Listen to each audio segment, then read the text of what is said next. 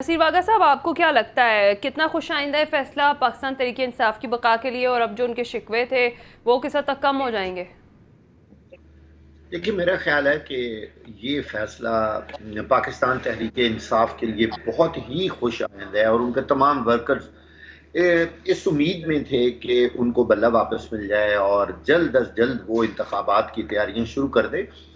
इंतखाबी निशान की वजह से सारी जो सरगर्मियां थी पीटीआई की वो बिल्कुल मांद पड़ गई थी और उनके अंदर एक जो जोशो खरोश होता है वो बहुत ही ज्यादा नीचे लेवल पे चला गया था।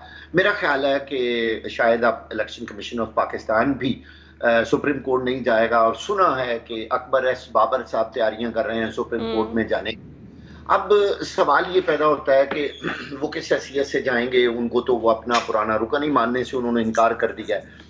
अब मसाइल जो हैं वो अभी तक पीटीआई के लिए खत्म नहीं हुए। अगर कोई शख्स ये समझे कि बल्ला वापस होने से लेवल प्लेइंग फील्ड या पीटीआई बहुत खुश बहुत आराम से इलेक्शन लड़ेगी, तो मेरा नहीं ख्याल इस तरह का होगा, इस तरह के हालात होंगे।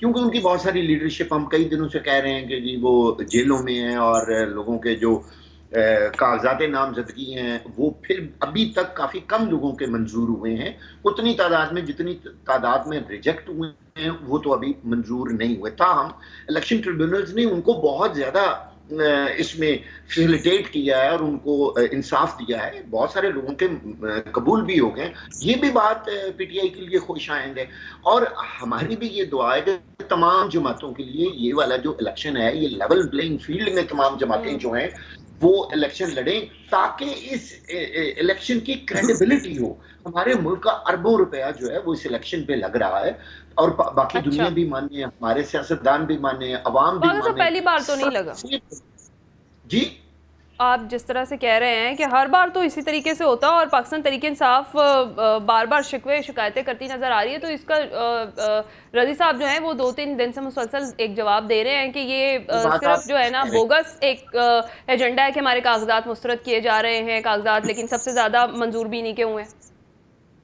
मेरा ख्याल है कि अब शायद पाकिस्तान तहरीक इंसाफ को जो शिकवे हैं वो हाँ, कम करने चाहिए। हाँ। निस्बतन उनको रिलीफ जरूर मिला है, ये बिल्कुल बात दुरुस्त है।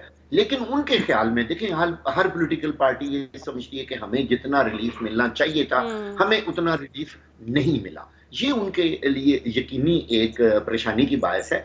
लेकिन मसला ये है कि इंतखाबात वो होते हैं जिसको अवाम भी कबूल करे, मॉनिटरिंग करने वाले इदारे भी कबूल करें, पूरी दुनिया भी देखे, तमाम सियासतदान भी माने। कि वैसे तो उन्होंने मानना तो होता नहीं, वो तो जो भी हारेगा वो कहेगा जी इसमें धांधली हुई है, लेकिन अवाम को कम अज कम पता जरूर होता है। अब इंतखाबात आने, ये वाले इंतखाबात आने से पहले सोशल मीडिया पर भी और बाकी जगहों पर भी इंतखाबात के बारे में बहुत ज्यादा अजीबोगरीब बातें हो रही हैं और इंतखाबात की क्रेडिबिलिटी पे बहुत ज्यादा जो सवालिया निशान है वो खड़े हो रहे हैं, जो कि पाकिस्तान के लिए ठीक नहीं है। मेरा ख्याल है इस बारे में हम सबको सोचना चाहिए और पाकिस्तान तरीके इंसाफ को भी अच्छा। अब सब्र का दामन जो है वो पकड़ लेना चाहिए। मुझे उम्मीद है कि 8 फरवरी तक काफी हालात पाकिस्तान तहरीक इंसाफ के लिए बेहतर हो जाएंगे। हम इन्हीं अदालतों से पहले भी इंसाफ लेते रहे और फिर भी लेते रहेंगे। इन्हीं अदालतों में देख लें जिनके साथ बहुत ज्यादा शिकवे शिकायत थे, आज बल्ला बल्ला भी तो उन्हीं अदालतों ने वापस किया।